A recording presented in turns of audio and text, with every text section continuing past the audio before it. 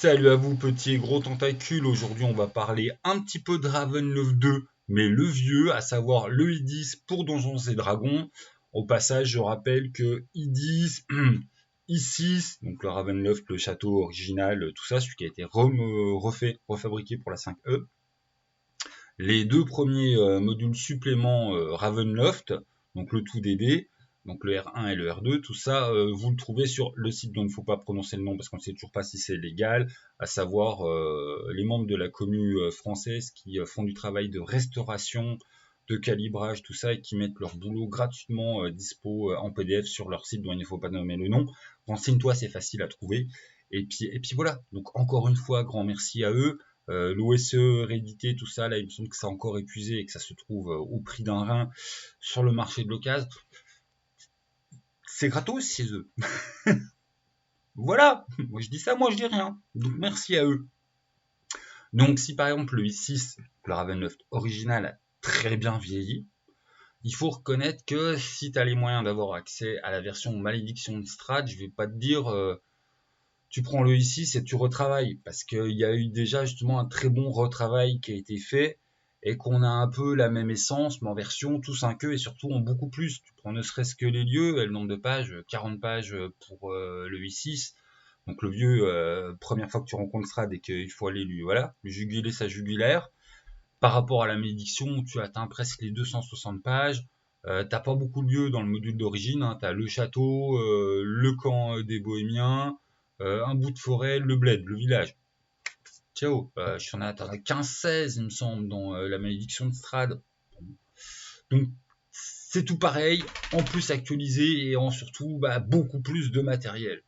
Donc là-dessus, même si le 6 a très bien vieilli, la version 5E, voilà, Wizard of the Coast, des fois ils font des trucs bien. Je veux pas être médisant pour rien. Mais du coup, on va parler du i10. Le i10 qui est à la base un petit peu du genre, ouais, c'est la suite. Alors, en tant que suite, c'est profondément de la merde. Qui te propose aussi de faire, on peut fusionner les deux aventures. Ouais, j'y crois pas un instant, parce que déjà, le i10, c'est un beau bordel. C'est du Non, non. Par contre, en aventure alternative, en fait, c'est très très bien le i10. Pourquoi c'est merdique en tant que suite? Parce qu'on est dans le délire, on se réveille, est-ce que tout ça a été un rêve? Et en fait, t'es ailleurs, et tu vas rencontrer des tas de gens. Tiens, il y a encore une histoire d'une meuf qui est amoureuse. Et puis là, t'as un mec qui ressemble beaucoup à Strahd, mais il est complètement humain. Puis il est love avec la meuf. Et puis tiens, il y a peut-être une créature. Allez, je spoil comme un bâtard. En fait, le Strahd de cet univers est un gentil alchimiste qui justement veut aider la cause du bien, tout ça, et séparer le côté. Enfin voilà, et épurer les humains de leur côté mauvais. Mais du coup, en fait, ça fait un truc à Jekyll et Hyde. Et puis en fait, t'as ta partie sombre qui prend une forme d'existence de son côté, et puis qui a ses propres objectifs et qui a un petit peu tendance à foutre la merde. Voilà, donc il y avait un trio dans la malédiction de Strahd, il y avait un trio amoureux, machin, en fond de drame dans la I6, t'as ça en I10. Avec un côté, oui, le monstre, il y a le côté, c'est un vampire parce que c'est Strahd, mais en fait, c'est surtout la partie mauvaise d'un être humain qui est viré. En fait, tu peux très bien ne pas respecter du tout que cet aspect vampire, que ce soit qu'un des aspects du truc, ou pas utiliser ce mot, mais tu gardes tout ce qui est carac, machin, parce que c'est pratique. Et puis voilà. Et puis en fait, tu changes le nom parce que c'est pareil. Si tes aventuriers ils ont joué Strahd, là ils arrivent, il y a un mec qui focus. On le quitte pas des yeux. Il y a un truc avec ce gars. Enfin voilà, tu. Alors qu'en changeant juste le nom de l'alchimiste, t'as une parfaite aventure qui est très très bien sur cette possibilité de romance un petit peu fumeuse avec ce petit secret, voilà, sur le mec qui veut être un gentil, qu'il est vraiment amoureux de la manette, mais qu'il y a sa partie mauvaise qui va mettre le bazar. Enfin, on est sur la bonne thématique du vieux roman fantastique vu et revu, mais c'est une variation dans Strad. Après, Griffon Hill a des particularités à lui très marquées, parce que par exemple, vous voyez que j'avais du mal à parler de la forme méchante de Strad pour la simple bonne raison que même sa nature, soit c'est les PJ qui vont la déterminer avec voilà, un questionnaire machin qui a une forme, soit en fait avec des aides de jeu, trucs, soit en fait c'est vous qui choisissez. Même chose pour son objectif. Donc voilà, qu'est-ce que veut la bestiole et qui tu sais donc vraiment et qu'est-ce que c'est. Tout ça déjà c'est variable en fonction de ton scénar. Et on va avoir un côté course au MacGuffin, l'emplacement des MacGuffins indispensables pour résoudre l'aventure et comprendre un peu ce qui se passe. C'est pareil, ça a des côtés aléatoires. Donc c'est un côté sympa au sens où chaque aventure est unique. C'est un côté où le MJ fait ce qu'il veut aussi, très bien. Mais ouais, là, moi où je bloque, c'est le côté les objets un peu en mode plouf plouf. Bah, du coup, le scénario, il est rejouable, mais déjà, tu sais qui c'est qu'il faut focus, tout ça. Mais il y a le côté, ça enlève un peu les objets ou une raison d'être à un tel endroit. Ça enlève un peu le côté enquête, c'est vraiment plouf plouf. On va défoncer toutes les portes jusqu'à trouver les bons objets. Bon, c'est plus subtil que ça, mais voilà, là, je trouve, je caricature et je pousse le trait sur ce qui, moi, me dérange avec les objets en mode plouf plouf. Voilà. Et enfin, c'est pareil, il y a d'autres mécaniques qui sont un peu bordéliques parce que forcément les villageois, à cause de la bébête, cassent ses objectifs et qui risquent de foutre comme la merde par rapport. Globalement, il y a une tempête qui arrive, une tempête qui n'est pas qu'un petit orage, et puis entre autres, t'as les villageois qui ont une petite tendance à être remplacés par des monstres. Voilà. Et ça, c'est pareil, c'est avec. Enfin, il y a une mécanique de tirage de cartes. Donc, il y a tout un côté expérimental de ce I10 qui est très poussé. Moi, j'avoue, à la lecture, j'ai fait c'est quand même un gros bordel à mettre en place. Hein. Après, bon, je dis pas du tout que c'est infaisable, c'est juste un peu trop casse-pied pour moi. Et puis ça donne un petit côté un peu bordelos. Enfin, par rapport aux aides de jeu qu'on arrive à produire aujourd'hui, ouais, ça a un petit côté amateur. Mais ça a ce côté amateur parce que c'est des recherches à l'époque dans tiens, on peut faire des trucs comme ça. Donc oui, ça prend un petit peu son coup de vieux de l'âge, mais il n'empêche que voilà, avec une meilleure présentation, avec une, enfin, c'est pas, c'est pas nul. En fait, j'oserais pas dire ça a bien vieilli parce que justement, ça a un peu moisi aux encornures, mais c'est pas quelque chose qui est devenu, ah, c'est risible, c'est nul à chier, ça n'a aucun sens. Pas du tout. Il y a vraiment, voilà, il y a de la conservation un peu d'aide de jeu. Même s'il y a vraiment trop de trucs qui sont mis au hasard, et le hasard, même c'est pour dire, ouais, c'est le PJ qui l'a fait au hasard, à un moment, ouais, ça reste du hasard, hein. Parce que bon, par exemple, pour ça, qu'est-ce que la créature? Tu retournes une carte, tu choisis une réponse, machin. Enfin, on joue toujours avec ce côté un peu le tarot de Ravenloft. Bon, sauf que c'est pas le tarot de Ravenloft, et que j'explique mal. Mais en fait, les PJ savent quand même pas concrètement ce qu'ils choisissent, quoi. Donc dire les PJ sont responsables quand c'est un peu ouais, c'est les PJ qui ont fait le tirage au sort, mais ça reste un truc tiré au sort. Enfin, vous avez compris, à mon sens, le côté c'est quoi la créature et qu'est-ce qu'elle veut, c'est quand même vachement plus sympa quand c'est déterminé par le MJ. Et puis enfin ouais, ça a besoin pour être vraiment au goût du jour, ça a besoin peut-être d'un peu de retravail. Enfin, quand je dis au goût du jour, c'est être si vous voulez fournir, si vous l'utilisez comme matériau de base pour fournir un truc un peu plus dans l'ambiance 5e actuelle, faut un peu de retravail.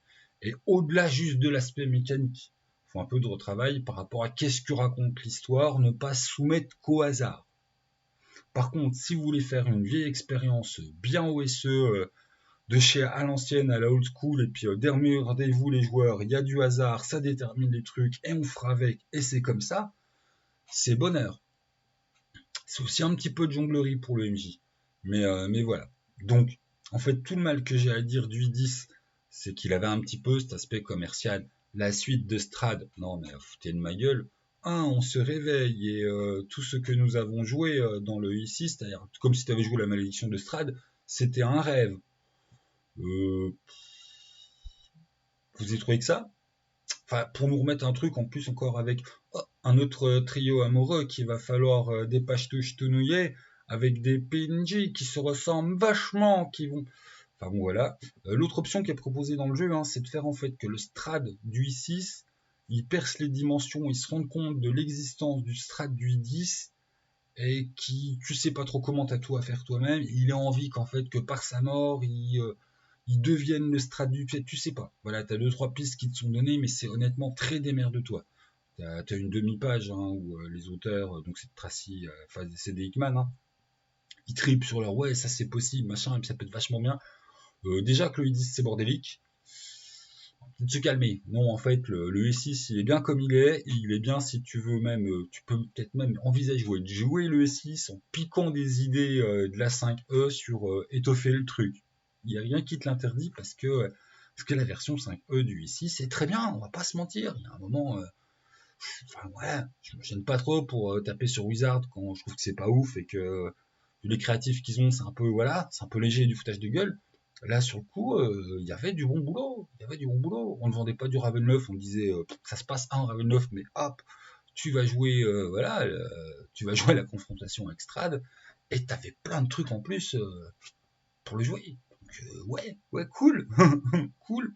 Il y avait deux trois petits trucs, bon, on peut toujours pinailler, mais dans l'ensemble, on va pas cracher et bouder notre plaisir. Bon, bah, il n'y a pas ça avec. Enfin, je pense pas que ça sera fait avec les 10, peut-être que ça existe en anglais, mais. Et vraiment, cette accroche du c'est la suite où vous jouez en parallèle, ça pue duc. Le côté, vous prenez le truc, vous changez 3 noms et vous avez une bonne aventure bien sympatoche qui raconte quelque chose, voilà, qui a des petits trucs sympas, qui a cette touche à l'ancienne où vous allez courir après des objets pour comprendre ce qui se passe. Oh, j'ai trouvé son journal intime, je comprends. Enfin bon, voilà. Il y a des trucs sympas, il y a des méchants à arrêter, il y a des PNJ un peu aux couleurs, il y a plein de PNJ. Voilà, donc le I10, il est dispo gratos. Vous aurez un peu de travail de toute façon, quoi qu'il en soit, si vous voulez le jouer à l'ancienne en OSE. Et si vous voulez le jouer en 5E, c'est une bonne alternative pour jouer à Ravenloft. Mais vous changez juste les noms voilà, des protagonistes pour pas faire oh, c'est un copier-coller d'une histoire de Strad et que je... Non, vous oubliez, enfin, à mon sens, le délire de la fusion, c'est vraiment pourri. Et le délire du oh, en fait, on n'a pas du Strad, on se réveille. Moi, je veux bien qu'on fasse revenir Strad, mais pas comme ça, s'il vous plaît. Quoi. Ou alors, enfin, faut leur travailler un peu, enfin, quand même, voilà. Voilà. Peut-être que Strad avait prévu de se faire tuer et de se réincarner quelque part d'autre en se disant je serais échappé de Ravenloft, mais qu'au final, non, il va juste s'incarner dans un autre royaume où sa seigneurisation se rejoue. Ça, pourquoi pas, ça peut être intéressant. Et que les héros qui, quelque part, avaient une part dans son histoire, parce que bah, ils étaient là sur sa fin. Donc voilà, il y a son histoire, le début, il devient seigneur, voilà, le trio amoureux de base. Bah là, ça se rejoue sur un autre trio amoureux et les mêmes concluteurs de l'histoire. Enfin, ça aurait même du sens par rapport aux puissants sombres de Ravenloft que les héros soient là, parce qu'on rejoue une pièce. Mais en oh, je me suis réveillé, non, allez, vous faire foutre, quoi, non, je me suis pas réveillé d'un sombre rêve, quoi, gna gna. Et hop, c'est reparti. Enfin voilà, donc le I10 en lui-même, il est très bien. Je crois que j'ai assez souligné ce que en quoi en moi je trouve que c'est pourri. Ce côté, c'est la suite, ça sentait vraiment le truc commercial. Ouais, tiens, on va surfer sur la réussite de Ravenloft 1, on va sortir un truc qui s'appelle Ravenloft 2. Pareil, c'est le retour du vampire. Sauf qu'en fait, ça n'a rien à voir, allez vous foutre. Mais qu'en soit, c'est très bien. Donc c'est vraiment, à mon sens, une grosse connerie d'avoir fait un gros forceps pour le retour de Strad quand c'était très bien tout seul. Et la créature, bah, c'est pas forcément un vampire, c'est la créature. Et puis l'alchimiste, il s'appelle pas Strad. Et puis, point barre, vous avez un très bon truc pour jouer. Là, je me répète, donc j'arrête là, soit en ESE, soit avec du boulot en 5E. Attention, c'est une aventure à l'ancienne qui a beaucoup d'aides de jeu. Et que là-dessus, ça va peut-être un petit peu vous faire oh, c'est bizarre, c'est pas du clé en main. Bah ouais, c'est à l'ancienne, faut bosser un peu. Faut les mettre les points dans le cambouis, c'est pas du plug and play. Va falloir relire et re-relire et te dire comment je vais gérer tout ça. Mais en soi, c'est très très bon. Voilà. Ciao les gens, jouez bien, bonne découverte à vous.